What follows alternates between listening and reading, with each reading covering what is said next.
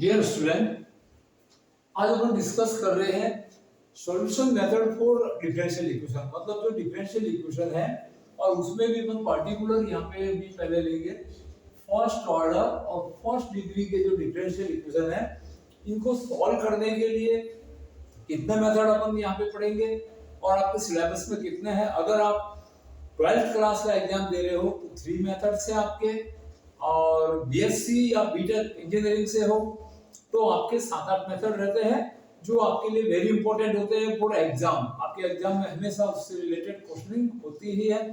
Competition देते हैं तो उसके अंदर तो बहुत ही लार्ज सिलेबस रहता है आपका। डिफरेंशियल इक्वेशन के अंदर जितने भी पार्ट्स है वो सारे आपके क्वेश्चनिंग होती है उसके ऊपर, चाहे आप फर्स्ट ग्रेड दे रहे हैं, सेकंड ग्रेड टीचिंग ग्रेड में दे रहे हैं या गेट दे रहे हैं, उसके अलावा भी आप पुलिस का भी एग्जाम दे रहे हैं, एयरफोर्स का दे रहे हैं, एनडीए दे रहे हैं, तो उसके अंदर डिफरेंशियल इक्वेशन की क्वेश्चन मस्ट मतलब आपके रहती है।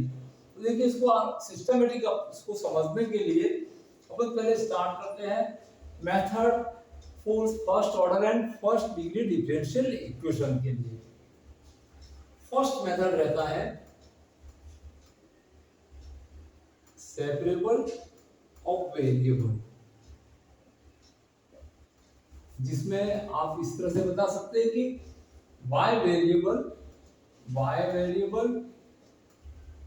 इसका इंटीग्रल एक तरफ लिया जाता है और जो function f of x dx में मतलब f of y और f of x है वो अलग अलग किए जा सकते हैं। दैट मींस वेरिएबल पार्ट्स को सेपरेट x और y को अपन डिपेंड और इंडिपेंडेंट जो वेरिएबल है उन दोनों को सेपरेटली लिख सकते हैं।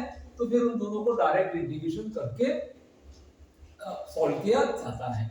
ये आपके क्लास 12 के सिलेबस में भी है और बीएससी या बीटेक आप फर्स्ट सेमेस्टर में हो तो उसके अंदर भी है, कोई दूसरी सेकंड सेमेस्टर में भी दे सकती है।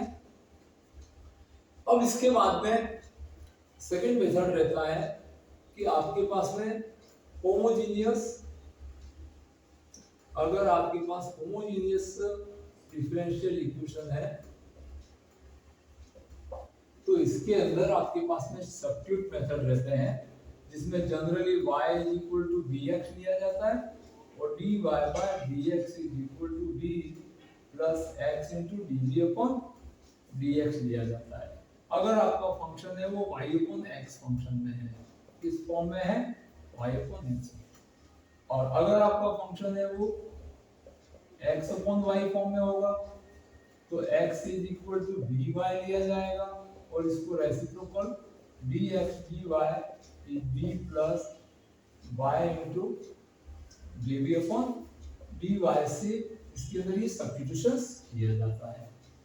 अब इसका ही एक पार्ट और ले सकते हैं कि इसके अंदर जिसको चेंज कर सकते हैं कि not homogeneous but reducible to homogeneous method की तरह से रहते हैं, रेड्यूसिबल टू होमोजेनियस फॉर्म में रहते हैं। ये भी आपके सिलेबस में है। और सेपरेबल जो वेरिएबल मेथड है इसमें भी कुछ ऐसे रहते हैं जो सेपरेबल वेरिएबल नहीं होते हैं तो उनको भी सेपरेबल ऑफ वेरिएबल फॉर्म में रिप्रेजेंट्स बाय सब्स्टिट्यूशन से कर सकते हैं। तो इसमें भी एक मेथड और रहेगा आपके पास।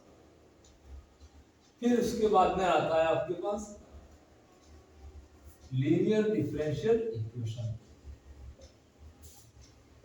तो इसमें दो तरह की लीनियर डिफरेंशियल इक्वेशन है कि y एज अ लीनियर, कि अगर आपका जो क्वेश्चन है कि y is the function of x form में आप लिख सकते हो या x is a function of y, that means x as a linear है यहाँ पे और यहाँ पे y एज अ लीनियर।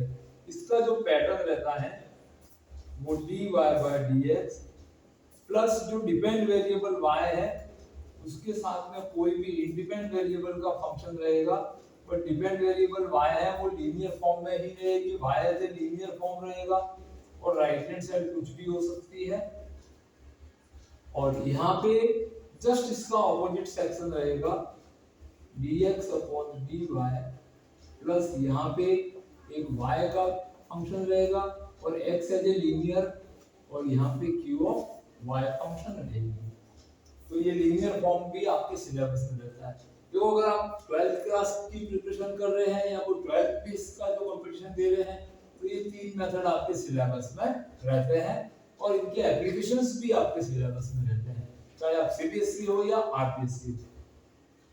अगर आप यूनिवर्सिटी एग्जाम दे रहे हैं तो उसके आगे कंटिन्यूसली मेथड को ओपन रखते हैं।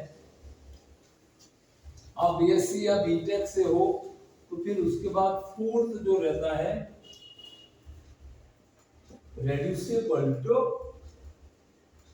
लीनियर, दैट मींस जो लीनियर की फॉर्म में जो नहीं है बट उनको लीनियर बनाया जा सकता है। तो इस टाइप के क्वेश्चन जो रहते हैं वो dy by dx plus px into y is equal to q of x, और यहाँ पे साथ में एक कोई y का फंक्शन भी आपके पास में एडिशनली रहता है।